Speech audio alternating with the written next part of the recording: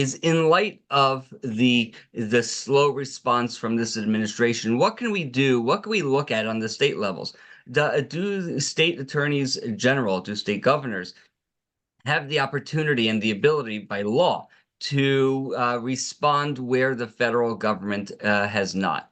I am pleased to have today with us somebody who I've gotten to know, and I keep on getting to know better. Virginia, the Commonwealth of Virginia's Attorney General, Jason Miyares. Jason and I have been we've spoken numerous times on this very topic, and he has a lot to add. Of course, the first 20 minutes or 25 minutes or so, or up to, will give the Attorney General the opportunity to make his case as to what he's doing in Virginia, what he is doing on the college campuses and beyond, and what some of his colleagues, other attorneys general across the country, are doing. This is an opportunity for us to really see what we can do, what we can pursue in our own states, as we have people on this call from across the country, and beyond, in fact. So with that, let me turn it over to you. I've spoken probably too long. Attorney General, the floor is yours. Well, Elliot, it's great to connect with you again. I know we've collaborated on several things, and really appreciate the great work the Gold Institute has done raising some of these issues that we are seeing. And I do think this is a defining moment for the United States. If you look at it, if I had told you 10 years ago that you would have a movement, a homegrown movement in the United States on our college campuses, actively cheering on one of the most violent, extreme terrorist organizations on the planet, nobody would believe us. If I was to tell you 10 years ago that while we have Americans still held hostage by these terrorists, that you would have college students openly siding with the kidnappers. If I had told you 10 years ago that you would have had, hold on one second, guys, just give me one sec.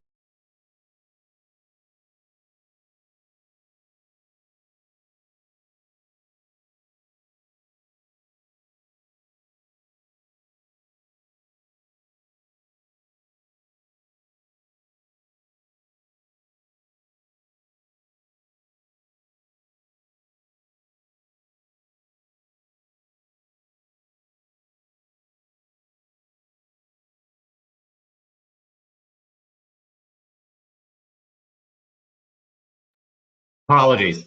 Back to my train of thought. If 10 years ago we would sit here and we would be seeing what's happening on our college campus, I don't think anybody in this Zoom would believe it. But this is where we are, and it goes to so many different issues where we are seeing, COVID was very disruptive for our society, as we all know that. But one of the silver linings of it is that we saw firsthand so much of what was happening in our schools was coming home, and parents were really shocked at what our children were learning, whether it was in the 6th grade or the 12th grade. And it really shone a bright light on the kind of leftward tilt of so much of what's happening and displaying itself as education in America today. Well, October 7th, I think, was an incredibly dark day for not just Israel, but for all of Western civilization. If there is any silver lining, I think it's similar, showing a bright light on what is being taught on our college campuses and how is that impacting right now our students and their worldview. And, as I've said before, one of my favorite quotes from Plato is that the two most important questions for civilization to ponder is who teaches the children and what do they teach them?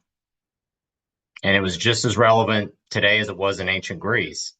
What are they teaching them they will march while Americans are still held hostage with a gun to their head, that they will march with the hostage takers, that they will march with those that have slaughtered the innocent? And several of you have heard me talk before um, about my trip to Israel in November, about a month or so after the attack, where I went to the actual sites of where the slaughters took place, and you could still smell the death.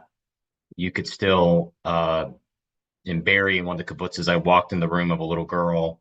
She had to have been maybe 7 or 8 years old. Her dolls were still strewn on the floor. She had overturned the bed to try to get away from the attackers, and there was still blood and bullet holes in the corner where she clearly had been cowering to try to save her life. That's an unspeakable evil that people would think to make some type of political statement, it means you butcher the innocent. And but that is who we're up against. It was the worst terrorist attack, not just on Israel, but also on America since 9/11. By our estimate, over 100 Americans were murdered that day, and 2 dozen taken hostage. So, from an 80,000 feet view, I think this requires an enormous amount of introspection on our educational system and where we are in America today, that they have somehow pushed this neo-Marxist worldview. And if you know anything about Marxism, it views everything through a power hierarchy. And that power hierarchy used to be by class, right? And unfortunately now it's by race or ethnic or gender. And I remember asking my mother, if you know my background, the Miyares family fled Cuba. How did Cuba, which is one of the wealthier countries of Latin America, turn socialist and communist? And she said that, as I love to point out, the year Castro took power in Cuba, Cuba had the same GDP as Italy. And the year Castro died, Cuba had the same GDP as Sudan. So no, socialism doesn't work, folks. But I asked her, how in the world did this happen? And she said, both with the government and so much in academia, they push this oppressor-oppressed narrative. And an oppressor-oppressed narrative, as she said, you could justify a lot of evil if you're doing it on behalf of the oppressed against the oppressor. And that's what we've seen that they've tried to apply into some of these world events. And so the end result is you have students that actually, and I joke with my staff, some of the most dangerous people on the planet are those where they don't know what they don't know, but they think they know a heck of a lot more than they really do. So many of what I see with a lot of these college protesters that are walking with signs saying genocide, never discounting the fact that 20% of the population of Israel is Arab. You've had an Arab Israeli serve on their highest Supreme Court. Do you have a significant voting bloc in the Israeli Knesset that's Arab Israeli? That by all accounts, Israel possesses nuclear weapons. If they wanted to commit genocide, they could, and tragically, they have the power to do it quickly. They actually, of all modern militaries, they are trying their very, very best to avoid civilian casualties. And when I was in Israel in November and I met with the Ministry of Foreign Affairs, we had representatives from the IDF where we talked, and they were expressing their frustrations that they were laying out all of the efforts they take to spare civilian casualties.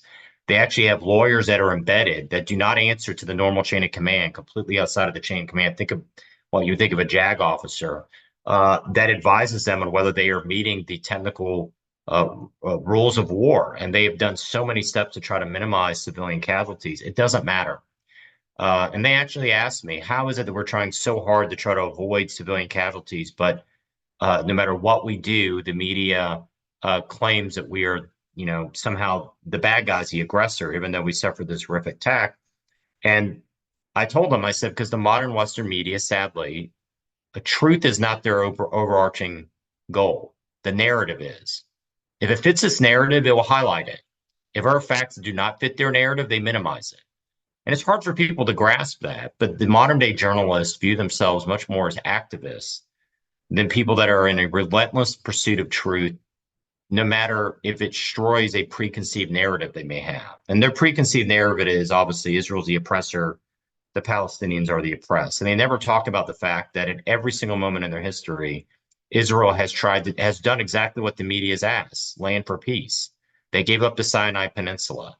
They've reached historic peace accords, not just with Egypt, but with Jordan and Morocco and so many other Middle Eastern countries. They've always shown a willingness to give land for peace if they can get assured of their security. And it's a really basic baseline. We want you to assure that you don't want to wipe us off the planet. It's a pretty basic requirement. And it reminds me of a Holocaust survivor, Henry Lantos, who was from Hungary. He survived the Holocaust. He served in Congress. And they asked him, what did you learn from the Holocaust? And he said, I learned that if somebody says they want to kill you, believe them, right?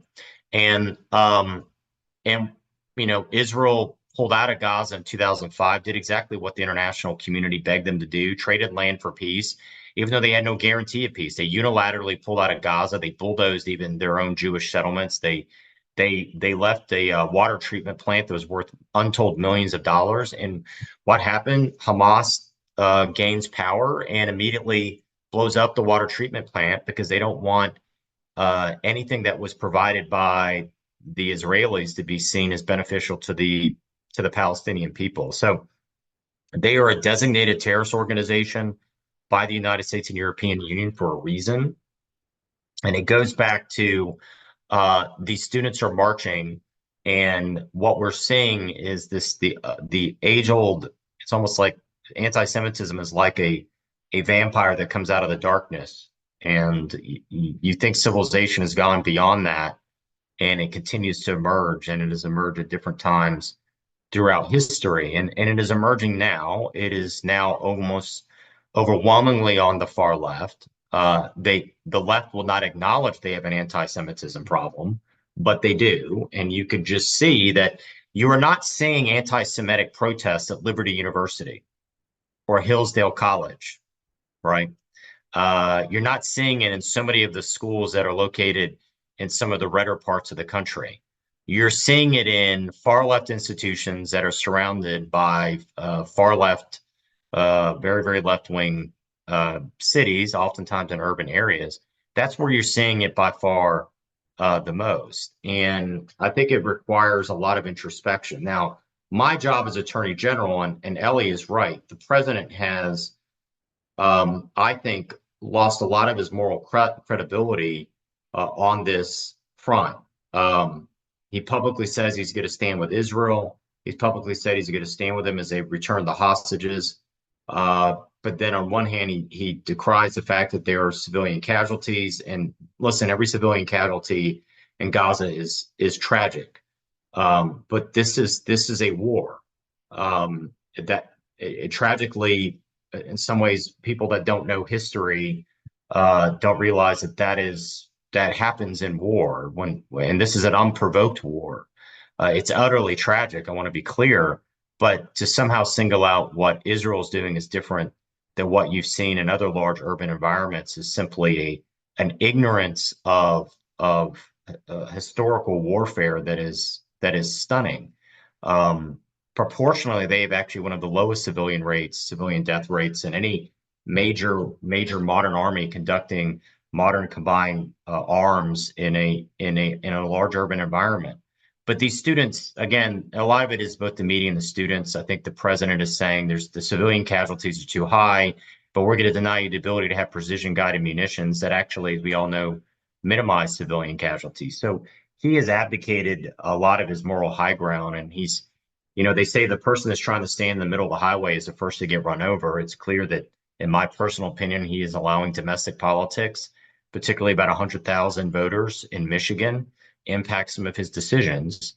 And what has happened as a result is his Democratic base disapproves of how he's handling this conflict. And obviously, a lot of people in the center and the center right are disapproving how he's handling this contest. And so the end result, I think the last poll I saw, Biden had about a 26% approval rating on his handling of the Gaza conflict, which makes me wonder who are these 26% Americans who thinks he's doing a good job.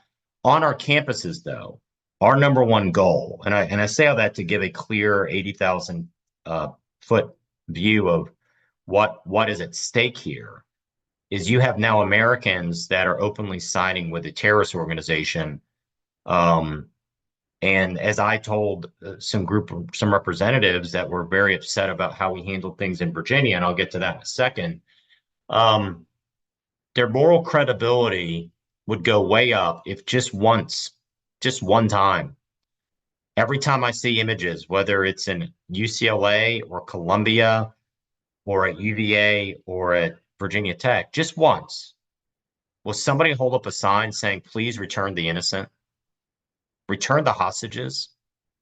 Can you just do it once? Can you bring yourself one time? You can have 100 signs. Can you just have one or two signs that call for Hamas to release the innocent? And the fact that they will not do that tells you all you need to know about where these protesters, in my opinion, where their current moral compass is. And that's tragic. That's utterly tragic. They will not call for the release of the innocent. And again, you had young children that were taken. You had the United Nations, which they of course love to repeat United Nations every chance they get. But of course, the United Nations has documented the horrific acts of sexual violence that occurred against Israeli women and Israeli young girls and children. Horrific acts of sexual violence. Which goes to the irony of how often so many of these protesters will hold up sign, believe all women, but they should have had a caveat, but we're not going to believe Jewish women, which is utterly tragic. Our attitude in Virginia was different. I want to be clear. Our First Amendment is a precious gift. It's one of our most important gifts, and students have a right, and the First Amendment's there to protect speech we dislike, in fact.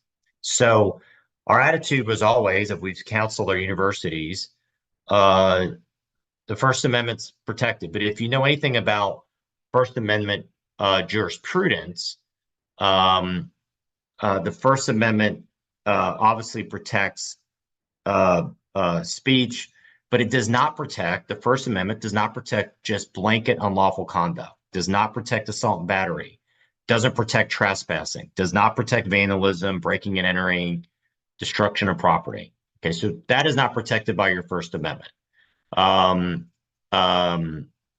It is, and there is a critical First Amendment case, Virginia v. Black, which says, if there are statements in which the speaker is trying to communicate a specific intent to commit an act of unlawful violence to a particular individual, that's not protected by the First Amendment.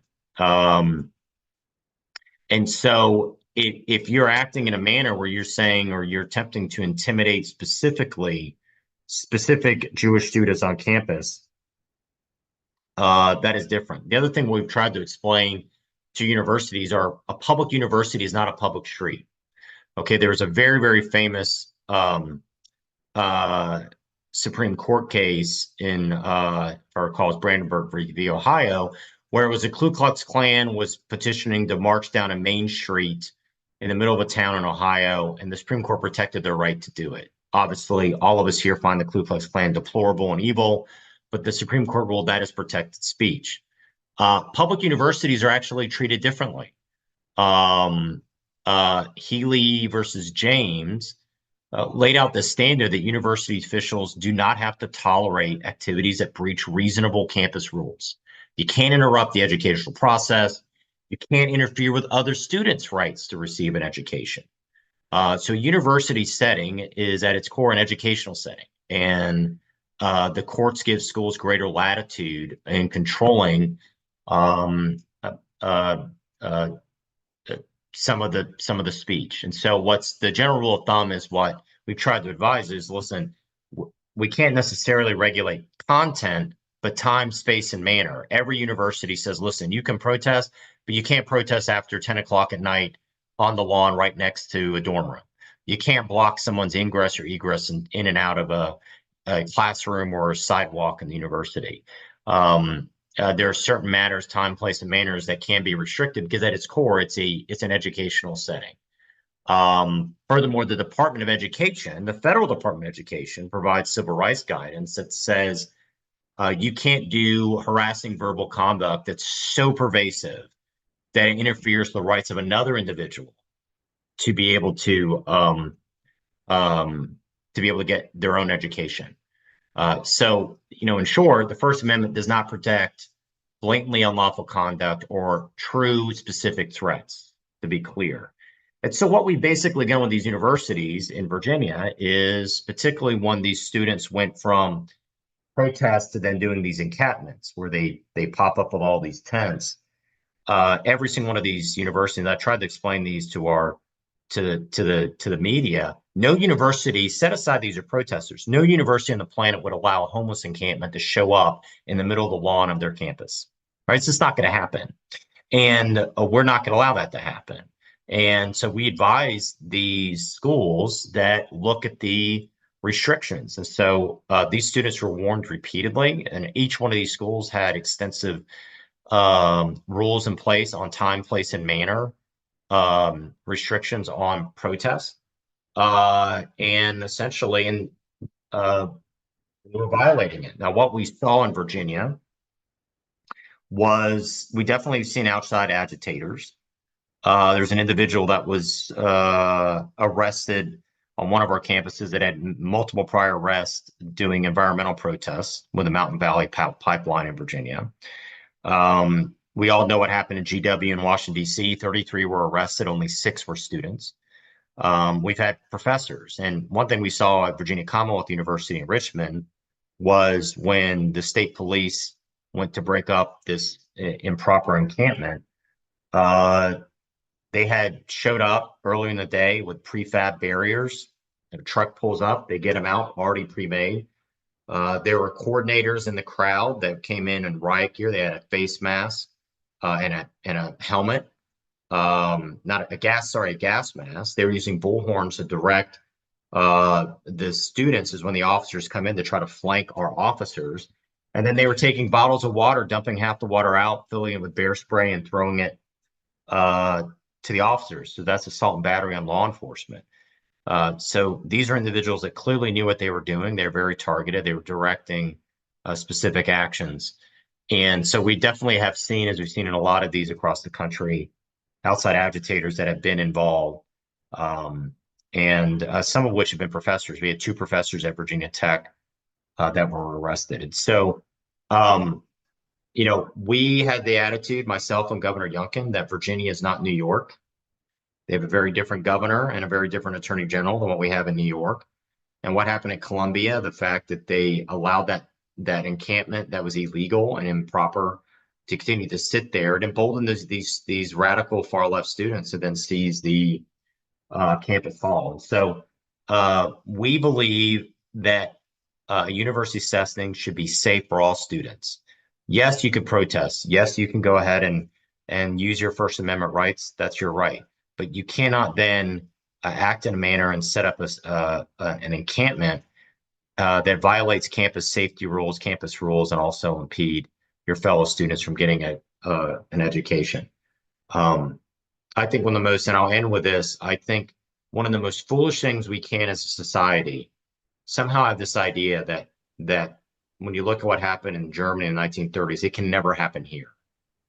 Germany in the 1930s, and you can watch a fantastic speech that Antonin Scalia, the late Supreme Court Justice, did a number of years ago at a Holocaust remembrance, where he pointed out that Berlin was considered one of the most quote unquote progressive societies in all of Europe, had per capita some of the highest number of opera houses, and it was seen as a center of both philosophy and teaching. But bad ideas can rot a system rather quickly. And when you have places at UCLA that will not allow Jewish students to enter in, when you get reports of individuals that are too afraid to wear a Star of David or a yarmulke on campus, you're getting into a very, very dangerous place. And so I think this is a reflection point. Luckily, this semester has largely ended, and hopefully some of our students will calm down. And hopefully the IDF will be able to resolve and get things taken care of in Rafah and finalize Hamas when the semester starts again, and most of these schools go back in August, that will largely be over. But I do think it goes to a larger question about some of the institutional problems we have in our universities, which I'm happy to have more of that discussion. But what I'd like to do is, I probably took up too much time. I'd like to just take some Q&A from the audience in this last part from folks. I'll let Ellie figure out how to handle it. I do see some friends here, so it's good to Manny and everybody. Hello. It's good to see people. But thank you, Ellie, for again hosting me. I so appreciate it.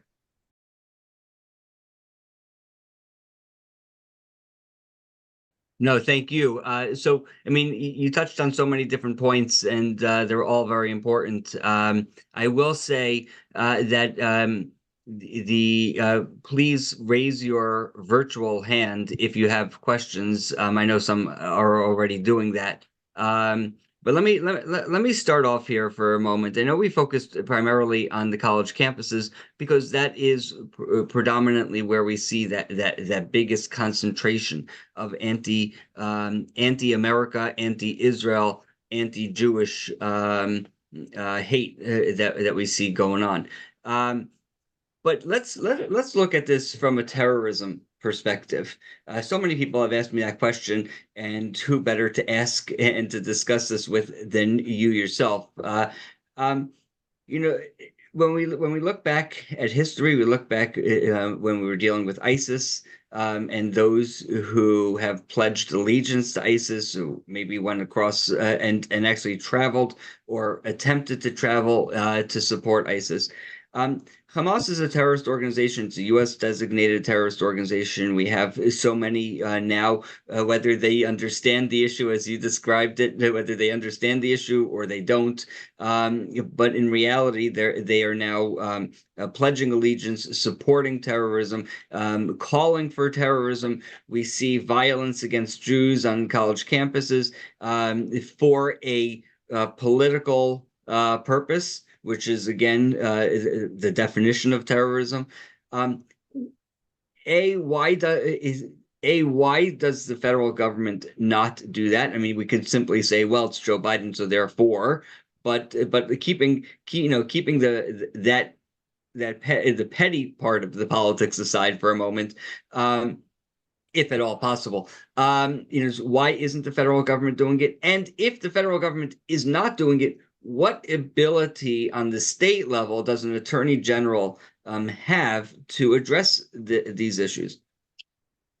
Well, I do think that one thing that you are looking at is, I think you're having a variety of individuals starting to look at what is the funding behind a lot of some of these so-called protests.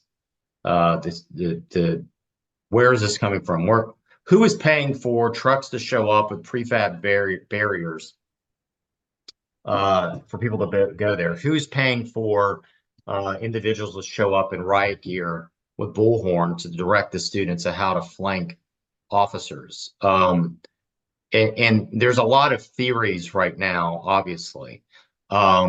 You have a whole network of kind of far left groups that are supported by wealthy patrons. Some of it's foundations, candidly, that then in turn give money to groups like Students for Justice and Palatine. There's an enormous amount of resources behind this. This is not a grassroots. I mean, in one hand, it's grassroots in the fact that these, obviously, a lot of them are college students, but there's clearly a lot of the financing. And where is this coming from? Now, private foundations are allowed to finance. Obviously, it's their right to finance a variety of different things as long as they're legal. And protesting, I want to be clear, is illegal, obviously, in our country. But the question is then when does it cross a line? Now, I can't speak much to it because it's an active investigation. But for example, one of the things that purviews in mind that's incorporated in my state, American Muslims for Palestine, there's a civil lawsuit that's been filed against them, alleging that they had previously coordinated and/or provided financial benefit to Hamas, which is obviously a designated terrorist organization. And that is an active investigation that we have, but we have jurisdiction because they are a charity incorporated in Northern Virginia. We have a Virginia law that says you're not allowed to solicit funds for a charity, and then that money then go to a designated terrorist organization. Hamas is exactly that, listed as a terrorist organization, not just by the U.S. State Department, but also the European Union. And that gives us the ability to start investigating. Other state AGs, depending on what is incorporated in their state, have potentially the ability to look at any charity if they think that they are, if there's a charity that is actively informing and educating an individual to assault police, to literally physically attack police, that is obviously not protected by the First Amendment. If it is a charity that's actively training people to destroy property, again, the First Amendment does not protect unlawful conduct in that sense. So your state AGs, depending on what is in their borders, has an enormous amount of power, as they do have civil rights power. So we have a civil rights, part of my division is we have a state civil rights statute, the Virginia Human Rights Act, and we have a civil rights section in the Attorney General's office. So that also means protecting people's civil rights, including anti-Semitic activity. And we've had several meetings, not just with colleges, but with different areas of education in our society to protect the rights of our Jewish students. So your state AGs, every AG's duties are a little different. It's all dependent upon the powers designated to them by their state constitution, but each one does carry pretty broad investigative powers on a variety of different subjects. There's a good chance it pops up on their campus, including protecting the civil rights of their Jewish students on campus. Okay, thank you. Let's open up to questions. I know we have three hands raised. Manny, I see your hand, but Zev Sherrill, let's go with Zev. Jennifer Lawrence will be next. Thank you so much. This has really been excellent. My question for you, Attorney General, is, so I've been working with the students who have been testifying to Congress, and they represent 60 campuses, 60 students representing 60 campuses. And they're trying to figure out, these students that have been testifying, what should they focus on over the summer in prepping for the fall? And really what their interest is to leverage politicians to do what's right, to force the administrations to do what's right. Where should we point them? What should we be telling them to do? Yeah. We're organizing them. It's getting organized, but we don't know where to focus them. And by the way, we see all these bills out there, all these interesting pieces of legislation, but what should they and I'm not sure a lot of them are enough. So what should we focus them on? Well, right now, I think one of the most immediate, if you're trying to get federal assistance, is I pull up on my laptop from the U.S. Department of Education, Office of Civil Rights. They provide guidance. And their guidance is that speech crosses over from protected territory into harassing verbal conduct when it, and I quote, is sufficiently severe, pervasive, or persistent so as to interfere with or limit the ability of an individual to participate in or benefit from the services, activities, or privileges provided by a university. That is from Biden's own Department of Education, Office of Civil Rights, their guidance on when speech crosses over from protected territory and the harassing verbal conduct. And so I would absolutely look that up and point that out, that you are missing, you have failed in your mission. Your government has failed you. And how do you that is what's happening right now. Their government, which is supposed to make sure that they are not suffering through the idea that just because they're Jewish, they can't get their own participate fully in the educational benefits of that university, that they're violating their own civil rights. And walk through some of these because I've heard some horrific stories that we're in the process of dealing with in Virginia. Who do they have to convince? Like, who do they have to convince? Listen, this is what I would say. And first of all, these students are so proud. I talked to a mom recently whose son is at George Washington University, that when they found out he was Jewish, he lost several of his close friends. The second they found out he was Jewish, he lost friends. I mean, again, it's like something out of 1930s Berlin. But this is why it's so important. We live in a society right now that values personal testimony over everything. And it is one thing when I say, I have heard the following stories from students, right? One thing for me to say it. It's too easy for the media to say, oh gosh, he's a Republican, he's overstating the case. But for somebody to speak up, and you hear this popular term with young people, my truth, right? Truth is truth, but okay. But there's somebody to get up and talk about their personal experiences. In many ways, they're similar to when, we've dealt with in Virginia, we're doing a lot of these social justice, criminal justice quote reforms. And one of the things we've often would do is we bring the committee to bring the testimony of actual victims of crime. It's not me getting up saying this is going to hurt victims. It's victims reliving their most harrowing moments. It requires a lot of bravery to do that because ultimately you're reliving some of the worst moments of your life. And these students, these Jewish students, to get up and say, this is what has happened to me. I had a student share with me, I went to Hillel at Virginia Tech, and he relayed a story to me of how he had spoken out at a student government association meeting on behalf of Israel. And he shows back up at his dorm with a Nazi symbol on his door, on his dorm room door, with a note essentially saying, if you continue to speak out, we're going to seek a final solution on you. I mean, this is sick, demented stuff. It so traumatized his roommate, who was also Jewish, that roommate dropped out. And so they're very powerful, searing stories that need to be said. One of the things, and listen, I do not blame the Israeli government for this. They had to make this decision. But I saw they screened about the hour-long footage taken from the Hamas GoPro cameras. I was in a sealed room. I had to give them my cell phone before I walked in, and they said, out of respect for the families of these victims, we're not going to release this to the public. It was by far and away some of the most disturbing, horrific images I've ever seen. And I asked them later, I said, I understand your thinking, but gosh, these images are irrefutable horror, absolute horror.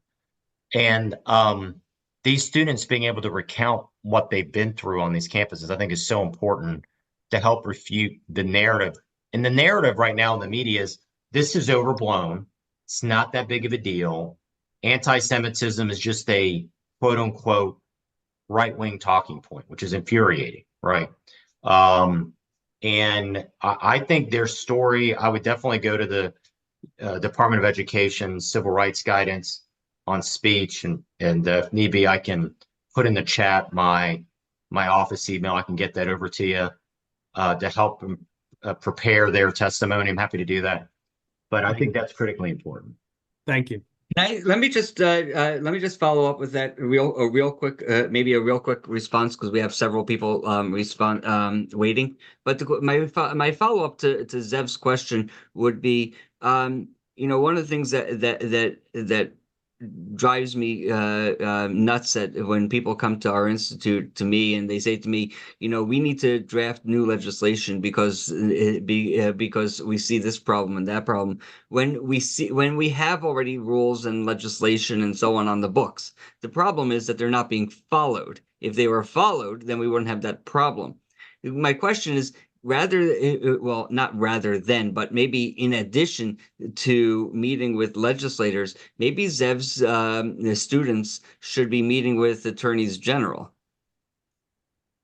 Well, I mean, that is absolutely that is useful as well. A congressional hearing does have an echo chamber. I mean, it does, and I think that is definitely worthwhile.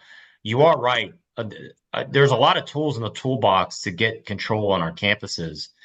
And a lot of it is just the university administrators who need to decide they're going to make sure their campuses are along order. And you can't negotiate with students that are making these ridiculous demands because you only embolden them. So you are right. There's already a lot of tools right now for these universities around the country to maintain some semblance of order. All right, I appreciate that. Jennifer Lawrence, you're up to bat. Thanks, Ellie. Good to see you. Good to see you, Manny. I see you down there. Thank you. I've done a year-long investigation into some of these groups that are putting money behind these college protests right now. And also what their role is in the censorship industrial complex by exploiting universities and NGOs that are using American payers' tax dollars to censor Americans and to create these encampments and also to create these radical left protest groups that are taking Americans' free speech away. And they have actually worked with government bureaucrats, and I could name one of them right now is Lisa Fithian, who was actually found to be in the college protests up at Columbia.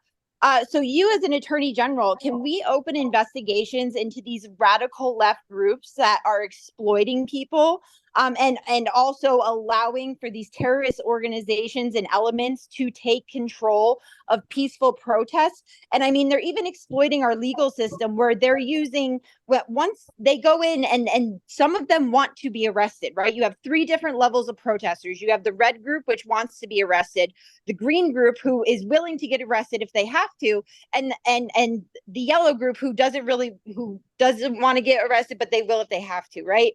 So you have all of these people who are going there with this intent of getting arrested, and then once they have their bail paid, right, as long as they show up to their court date, they get a cash bond back, and then that becomes their payment to protest.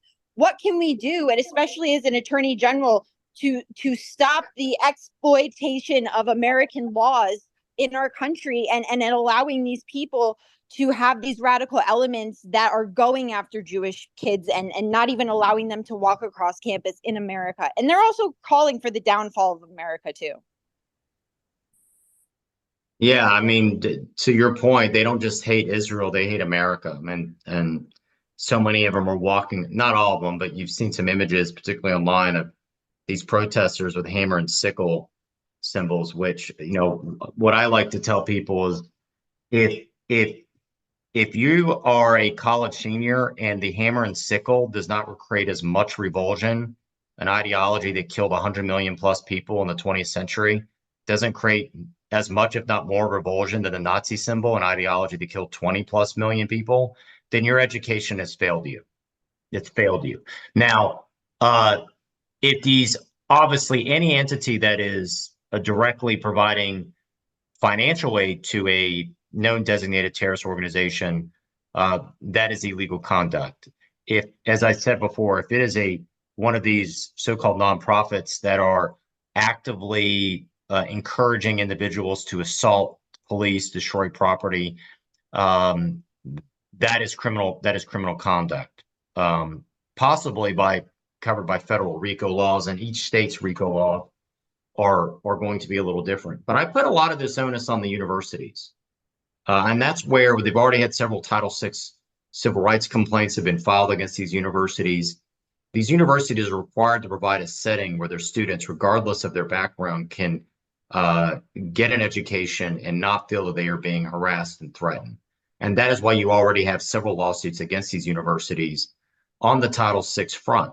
And I think that has been, from a citizen activism standpoint, of where do you push back?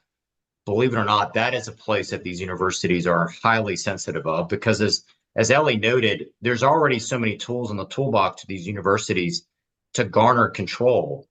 What happens is when the universities fail to have a backbone, where somebody crosses a line from protected speech to action, whether it's trespassing, unlawful behavior, or destruction of property, and they fail to set up the guardrails to make sure that the campus remains a safe environment. I think the universities and these individuals that are bringing so many of these civil rights suits as well, that is hugely important for us. And one thing we have tried to do is make sure that all of our universities in Virginia are quite aware. Part of my job as a lawyer, and I'm the lawyer for the state, which means lawyer for these state universities, is to protect them from potential litigation. And what I've tried to emphasize to them is, if you allow this to fester to the point where these students do not feel safe, you are running the risk of litigation where people are going to file a Title VI lawsuit against you. So, and I will just be candid with you, it's clear for me from talking to some people at these universities, they're much more fearful in some ways of their faculty than the students. I mean, the faculty has shifted so far to the left that a lot of them are very concerned about, much more concerned about angering the faculty. And that's a whole separate discussion about, you know, these universities, these left-wing universities preach diversity, except intellectual diversity. And the standard I always tell a lot of these these presidents is, the standard should be this: if I show up on your campus as either a conservative or a liberal, and if I go into whether I'm a social work major or an econ major, foreign affairs major, if I go all 4 years and I never have my worldview challenged by a single professor, then that department has failed, because they will graduate and not know how 50% of the world works and thinks. Well, I know as a conservative, any university in America, I show up, my worldview is going to be challenged from day one. So my challenge to them is, can you say the honest, the same thing about a liberal if they show up on your campus? Will they ever have a professor in their major, if they're a social work major, that challenges their worldview? Ever? Not one. And that shows a lack of intellectual diversity. I think that should be the standard we should be aiming for. All right, let's get some more questions in. I do have a hard out at 2, so yeah, we have two. We have questions two. We'll have 2 questions and then we'll end. Manny, you're up. Thank you very much for being with us today, Mr. Attorney General. That's great information, but sometimes a little sad in what the situation that we have. A lot of the questions that I was thinking of has been asked, but there's a couple of things that are kind of obvious. One is that they're, like you said, they're truly organized. So what are the consequences for these organizations that are causing, some criminal activities, particularly attack on police officers, and obviously attack on the rights of other students. Secondly, is that a large percentage of these agitators, I'm thinking, seeing this before, Antifa, Black Lives Matter, Wall Street. I mean, these are planned, not only disrupt the university system, but it could be leading to something else, which could be more, dangerous to our country and to the state. And then the other is that there's a lot of foreign funding on these university campuses to these student college groups that are basically incentivizing these people to do what they're doing.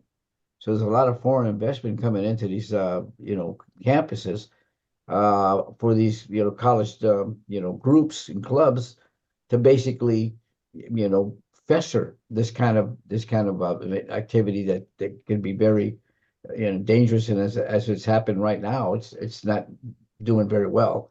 And then lastly is that I'm afraid that what we're seeing, particularly when we have the influx of illegal entries into the United States, that this could be some kind of a spark, a movement to do something much more egregious, not only on campuses, but also to our citizens in the United States. And I know that a lot of the issues that are plaguing the country are also in the state of Virginia and state of Maryland. I mean, they're all over the place. So those are kind of some of the questions I had, but obviously there's got to be some consequences for these bad players that are getting funded and that are basically, organized and, probably have more than just campus unrest on their mind. Yeah, well, I will say this. You made a very good point, Manny, in that some of these are individuals that have a prior history. We've seen this nationwide. People forget, sometimes people have short memories, but the post George Floyd summer, where you had a police station in Minneapolis burned to the ground. To the best of my knowledge, no one's been prosecuted. Nope. You had an entire section of Portland, Oregon, one of America's prominent cities, that was a no-go zone, that police were not allowed to walk in because you had individuals that had taken it over and declared essentially their own quote-unquote sovereign city. And the police were not even allowed to enter. There were no consequences for these actions. And I think what has happened is that when there are no consequences for these actions, people feel obviously emboldened in the next round, and that is a huge problem, because a lot of these are the same people that did so much of the actions in 2020, 2021, that they have come back. And my worry right now is our police force right now nationally is really taxed. You're saying vacancy rates in some of these large urban cities of 10, 20, 30, 40%. People don't want to be police officers anymore. When there's no consequences, there's a level of frustration. And remember, we went through a period of time where the police were the bad guys. And that brings a level of frustration as well for those officers. But our job in Virginia, we've had about 125 arrests. Those are going to be prosecutions with the Commonwealth Attorney's Office. My understanding is they are moving forward. Most of these are trespassing charges, or unlawful assembly. Unfortunately, some of the ones that I know that assaulted police officers, we're still in the process of trying to find out who they are, but they were completely covered with gas mask and helmet. So some of these cases are going to be incredibly hard, but individuals that think that they can get away with unlawful conduct and there's no consequences, the next time opportunity arises, they'd remember the last time where there were no consequences. And so it requires a level of diligence to make sure consequences are held in these situations. All right. So let me just jump in because we have one last question, and if we can get that done. Yeah. But Manny, to your point about this being a spark, as we have open borders and we millions of people that we don't know who are here, maybe this is just a spark for them. Attorney General, I think we're going to have you back to answer that one because that's a whole nother subject of moving from college campuses to the southern border. But anyway, Brittany Wexler has a question, and this will be the final question today. Hi, thank you again for speaking to us. It's clear you care, and that means the world. But I just wanted to know, we all hope the war ends, but hypothetically, let's say it doesn't. Let's say they have like BLM style protests through the summer. Are there any plans or changes that would happen on the docket for the children, or anything? Yeah, we are. Be careful what I could say because they're technically clients. The universities are clients, but let's just say I would anticipate that the universities will be very prepared for August and the fall when the students return, and I'll leave it at that. Very good to hear. Thank you.